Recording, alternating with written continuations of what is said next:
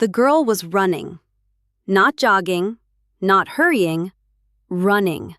The kind where your lungs scream and your feet bleed and you no longer feel pain because terror has swallowed everything else. Behind her, headlights sliced through darkness. 2 trucks, maybe 3, their engines roaring like wild animals chasing wounded prey. The Saharan wind threw sand against her face.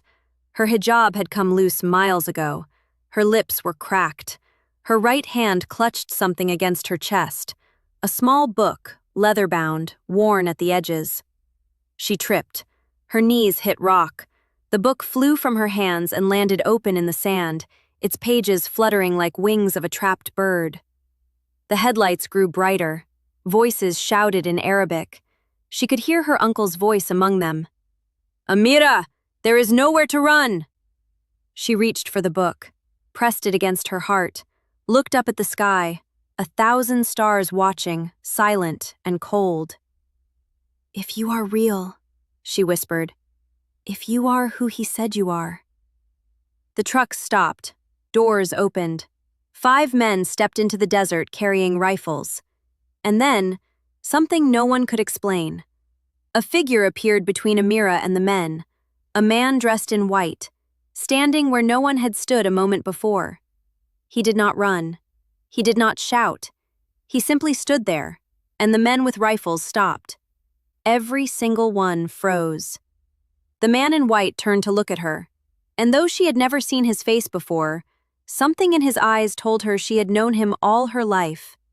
He spoke one sentence that changed everything. But we will get to that. 7 days earlier. Amira Hadid was 23 years old and lived in a small town at the edge of the Algerian Sahara, a town so small it did not appear on most maps. She was known for her beauty, which she hid beneath loose clothing because attention from men in her town was never safe. Her intelligence, which she also hid because a woman who knew more than the men around her was considered dangerous. And her hands, always stained with ink, always writing. Every morning before the call to prayer, she lit a candle and wrote in a notebook hidden beneath a loose tile in her floor. Poems, questions, thoughts she could never speak aloud. Questions like, why does God feel so far away? Why does prayer feel like shouting into an empty room? If God is merciful, why are the people who speak his name the cruelest ones I know? Her father had died when she was 12, a quiet, gentle man who sold carpets and recited poetry at night. After his death, her uncle Rashid took control of the family. Rashid was not gentle. He was the town's religious authority. When he entered a room, conversation died. Amira had one friend, Yasmin, loud where Amira was quiet, brave where Amira was careful. One day, Yasmin would say, we will leave this place. I will study medicine. You will publish your poems, and no man will tell us what to think.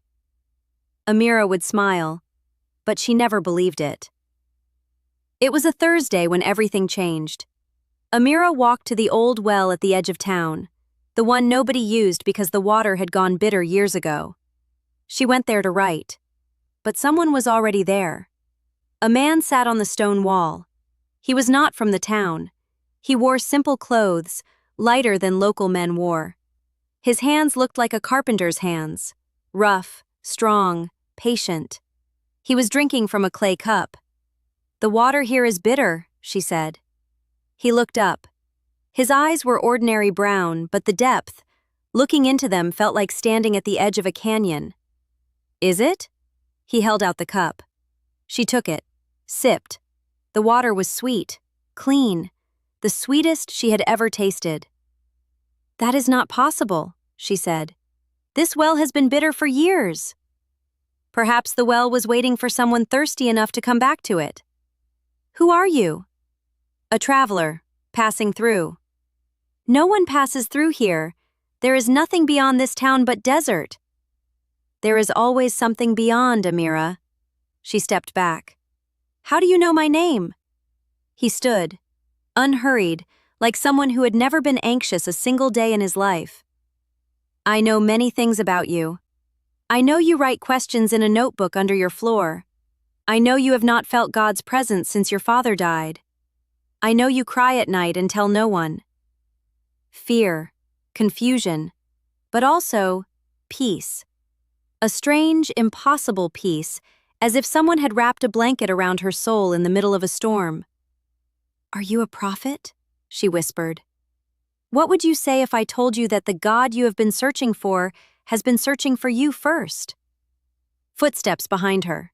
She turned. Kareem, her cousin, Rashid's eldest son. His eyes moved from Amira to the stranger. His jaw tightened. Who is this man? Amira turned back. The stone wall was empty. The clay cup sat alone. The man was gone, as if he had never been there at all, Kareem told his father. By evening, Amira stood before Rashid. His hand moved fast. The slap sent her stumbling. You will not leave this house without Kareem beside you. Tomorrow I will tell you the decision I have made about your future. That night, Yasmin appeared at her window. Come with me, now. There is something you need to see. She led Amira to a hidden room behind her father's house. Inside, dozens of Arabic Bibles. My father is a secret believer, Yasmin whispered. He has been for years. She opened one Bible to John chapter 4, a woman at a well, a stranger who knew everything about her, water that would never run dry. Amira's hands shook. She took a Bible home, read until dawn, words strange and familiar, like a song she had always known but never been taught. A God who called himself Father, who wept with the broken, who said, Come to me, all who are weary, and I will give you rest. Rest. That word alone made her weep. But morning brought Rashid's decision. Marriage in 10 days, to Ibrahim Taleb, 40 years old, wealthy, and known for cruelty. His first wife had disappeared 2 years ago. No, Amira said. The courtyard went silent. The second slap was harder. Ibrahim smiled. She has spirit. Spirit can be tamed. Locked in her room, face throbbing, future closing like a fist, she felt it again, that impossible peace. And a voice, not audible, not imagined, a voice from the well. Do not be afraid. I am with you. I have called you by name. You are mine. I do not know how to follow you, she whispered. I do not know the way. I am the way. If this story is gripping your heart right now, subscribe to this channel. Share this video with someone who needs hope. God is not finished with this story, and He is not finished with you. Yasmin came at midnight, 3 days before the wedding. Her father Malik had contacts, an underground network that moved converts to safety. We must leave tonight. My mother cannot come. If you stay, you will disappear like Ibrahim's first wife. Amira took the Bible, her notebook, left everything else, squeezed through the narrow window. Malik waited in a truck at the edge of town. I want to tell you something, Malik said as they drove into the desert. The stranger you met, he came to me too, 15 years ago, in a dream. 3 nights, a man in white saying my name. They reached a safe house at dawn, a small farm, an elderly Berber couple, Joseph and Maria, who had believed for 20 years. For 4 days, Amira rested and read. Each night the stranger came in dreams, walking beside her through gardens, sitting with her beside water so clear she could see eternity. On the 4th night she asked him, Why me? He smiled. Because you asked. Everyone who asks, finds. On the 5th morning, Kareem appeared at the gate, alone, exhausted. My father has gone mad. Ibrahim is gathering men. They are coming to kill you. His voice broke. Yasmin told me where you were.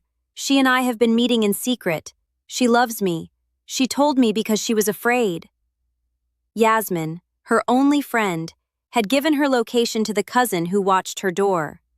Joseph said, "We go now, deeper into the mountains." Amira felt the betrayal like a stone in her chest, but beneath the pain, something quiet, steady. "Trust me. Not people. Me." The truck broke down in open desert, 8 hours to the mountains on foot. By noon, Maria collapsed.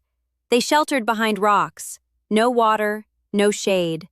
They prayed. And Kareem pointed east, a stone structure half buried, an old well house with a cave behind it. Inside the cave, sealed clay jars, water, clean, sweet. Maria wept. Joseph prayed. Amira drank and remembered another well, another cup. That night in the cave, Kareem asked about the stranger. She told him everything. "My father is not evil," Kareem said. "He is afraid. His faith is built of fear. I do not want to live like that anymore." Amira dreamed. The stranger carried someone wounded on his shoulders. She looked closer. It was Rashid. She woke angry. "Why would you carry him?" The answer came, not a voice but a knowing. "Because that is who I am." Dawn brought dust on the horizon. 3 trucks. Kareem's phone had been pinging his location all along. Joseph grabbed his rifle. "Go, take Maria, take the girl. I will slow them." Maria gripped his hand. "Joseph." 40 years together, my love. I will see you again, today in those mountains or tomorrow in paradise. Either way, I win." They ran. Behind them, a single rifle shot, shouting, then silence. They ran until Maria could not continue. Kareem carried her on his back. But trucks are faster than feet. Surrounded.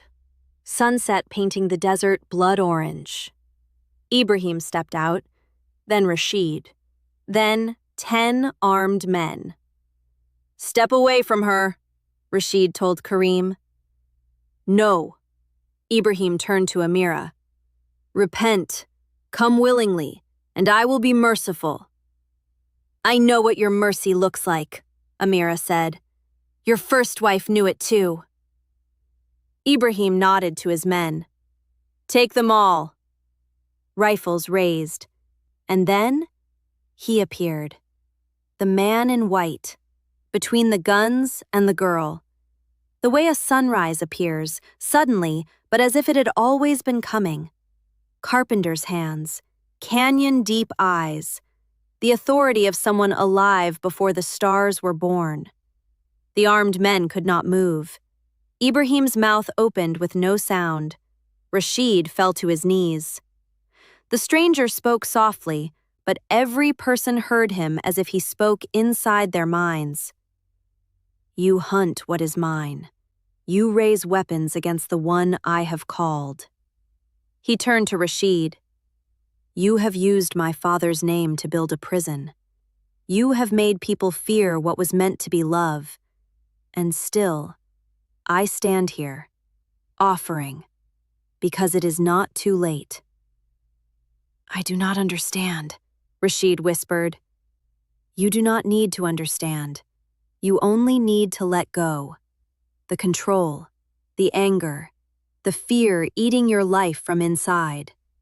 Let it go, and I will give you peace." Rifles lowered, one by one. Ibrahim alone remained defiant. "This is a trick. Desert madness." The stranger turned to him. Something ancient and sad crossed his face. "Ibrahim, I know what you did to her. I know where she is buried. Today, everything hidden comes to light." Ibrahim's face went gray. He stumbled, collapsed, shaking. The stranger knelt beside Amira. This being who held the desert in his hands knelt beside a girl with ink-stained fingers. "You asked why I would carry someone like him. Because I did not come for the righteous. I came for the lost, for the broken. I came for Rashid, for Kareem, for Ibrahim, and I came for you." He touched her forehead gently, like a father blessing his child. You are not running anymore, Amira. You are home.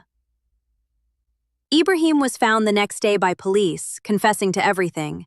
He could not stop talking. Rashid returned home a different man, never raised his hand again. He did not find faith that day, but he found doubt about the cruel God he had served. And doubt is sometimes the first step toward truth. Kareem became a believer that night, not with ritual, but with tears and 3 words: I surrender everything. Joseph survived, a bullet wound in the shoulder. Carried, he said, by someone he never saw clearly, someone who smelled like olive wood and ancient gardens. And Amira sat on a hill the next morning watching the sunrise. For the first time, she did not write a question. She wrote a statement.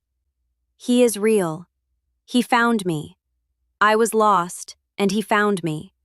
I was running from everything, and he was running toward me all along. His name is Jesus, and I am not afraid anymore. She thought of women like her, silenced, hidden, told God was a fist when he was actually an open hand. She decided to write their stories, openly, loudly. Years later, in a small apartment in southern France, she published her first book, translated into 14 languages, copies smuggled into the same deserts, same locked rooms where women still sat in darkness. In the margins of every copy, she handwrote the sentence the man in white had spoken, the one that changed everything. You were never alone, not for 1 second. I was there in every silence, every tear, every night you thought no one heard you. I heard you, and I came. If you are watching this and you feel something you cannot explain, that warmth, that pull, that quiet whisper saying this is true, do not ignore it. That is the same voice Amira heard. He knows your name too. If this story moved you, subscribe right now. Hit the notification bell. Share this with someone who needs it today. Leave a comment telling me what moment hit you hardest. I read every single one. The next story is coming soon, and I promise it will be just as powerful. Until then, remember, he is searching for you, even now. God bless you.